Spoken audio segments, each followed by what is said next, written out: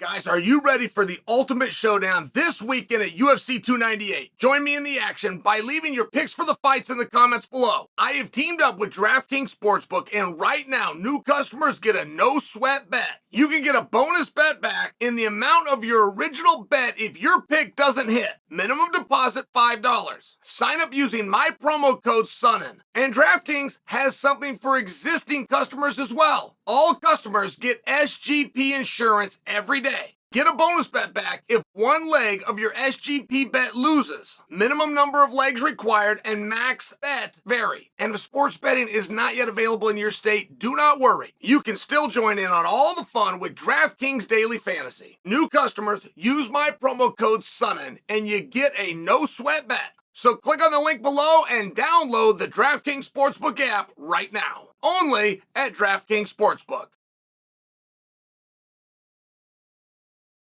So much can be made from an approach to a fight. I'll give you some examples over time. It's be very difficult for me to explain how nerve-wracking it is to be in a fight. If you've ever been in a fight, you might not agree with me. You might tell me it was fun or it was exciting, but you likely weren't in a scheduled fight. You likely weren't in a sports type atmosphere for a fight, right? I'm not talking about something on the playground. And the difference, by the way, is just the spontaneity. Like if you've been in a fight before, and we call it a street fight, is that what we're talking about here? Your opinion or experience with emotions would be very unfair to at least apply to a situation like this. There was a movie made, I'm trying to think of what it was. It's actually a classic, you've probably seen it. It's just mistake in my head, but this guy's got to get in a fight at school, and it was, hey, meet me behind this building at 3 o'clock, and all he can do all day is just staring at the clock. He's just staring at the clock, wishing that time would stand still. It's one of those situations, right? Not where some guy, you're right then. But I bring you that because that approach will eat you up.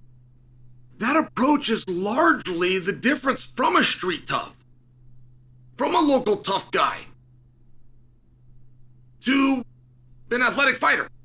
It's the weight. It's not just the preparation or the training or the professionalism that goes into it. It's the weight. We're not just going to fight. We're going to agree to wait and fight at a certain time. Fights that you've seen or that you've been in. There was anger. There was an emotion, wasn't there, right? Sure there was. That's what spilled over. People lost their responsibility, so they turned to fighting. Whereas a prize fighter won't lose that responsibility. That's why you don't see prize fighters getting in street fights. They can keep their wits about them. They can keep their mind. They can keep their head on them. They don't blow up. They don't get angry. It's not one of those situations. They found a way in that environment to stay calm. Now, the reason I bring that to you, Volkanovski, see, everything's going to be so clear when it's over, right? And I know we can say that about everything in life. Hindsight is 20/20, but there are not very many things by the numbers pointing towards Volk that are positive. But that's by the numbers, and they're not going to be fighting by the numbers. Volkanovski is in this spot because he has to be here. One consistency within Volkanovski is when he does interviews, when he does press conferences, when he asks Dana for things. He doesn't ask for bigger fights, higher placement, or more money, ever. But he does ask at every press conference that he gets turned around quickly. Okay, great. Now, you got to be careful what you ask for, right? Because you just might get it. But let's take a look at that. I mean, let me give you guys an example. Now, I'm going to give the example of Kamaru Usman. And I'm choosing Kamaru Usman because it's a name that you would know, and it was recent. But Kamaru Usman had lost a fight by head kick, a surprise knockout in the form of head kick. And I'm talking about when he dropped the strap in part 2 to Leon. Getting ready for part 3, there was no interviews by Kamaru Usman, and I do mean none. You would not find a buildup. You wouldn't even find a confirmation that he was planning to fly to England and do the fight. Now, the reason was he was locked down. He was serious. He was completely focused and zeroed in. He did not want any distractions. That's very common. I've seen that before. I could give you a couple of other examples. Rico Rodriguez comes to mind. I could give you a couple of examples where guys have done that, and you can see, man, they got the eye of the tiger and they're fully locked in.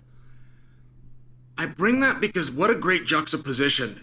That is the furthest from what Volkanovski's done. We have never seen so much personality from Volkanovski. We've never seen Volkan. If you were to put a number on where you would think Volkanovski would fall into line of all the guys under contract that get invited to press conferences, what is your likelihood that he's going to show up in a costume working a gimmick of any kind? Forget about the little old man or he's snoring or falling asleep, the sweater. Forget about what the gimmick is. If you had to make a prediction, is Volkanovski ever going to show up working any kind of a gimmick? You would say no. Of course you would bet no. Not only is he doing it for the first time, not is he showing it charisma for the first time, he looks happy doing it. He looks like he's having fun. He looks like he's enjoying himself. Oh, and by the way, doesn't he have more pressure on him in this fight than any other fight that he's ever had? I mean, I would think that he had no pressure on him for Islam. I would think that he would want to win it. I would think that the reward would be incredible. But that's a very different conversation than saying pressure. If he was to beat Islam, just to try to put this in perspective, he would have been world champion, right? How cool is that? If he were going to lose to Islam, which he did, he's going to be the world champion. Where was the pressure? Hey, tell you what, he loses to Poirier, he's not the world champion anymore. He's not going to have a number one ranking anymore. He's not all that likely to even get a title shot again just based on age. Where's the pressure? How come I don't see it? How come I don't feel it? It's an incredible thing. Now, is that good or is that bad? Like whenever a guy starts doing something different, I know all of his interviews and the expectation time after time is that something positive is going to happen, but it seldomly does.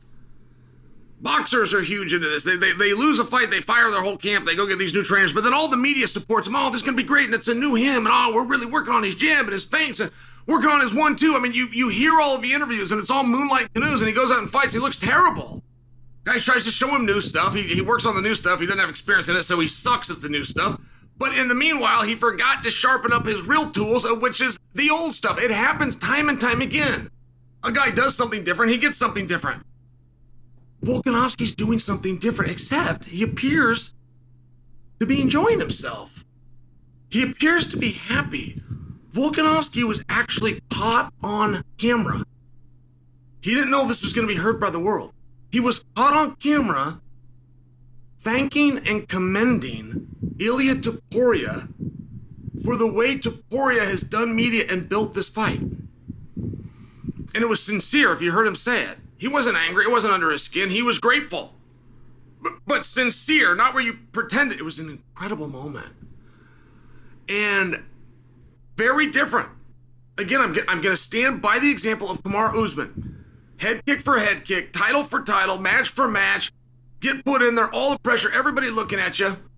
But a very different approach. Now, is that good or is that bad? We won't know till the fight's over. But when the fight is over, I want to come back to this. And I want to be able to assess it and see if we can dive into this a little more clearly.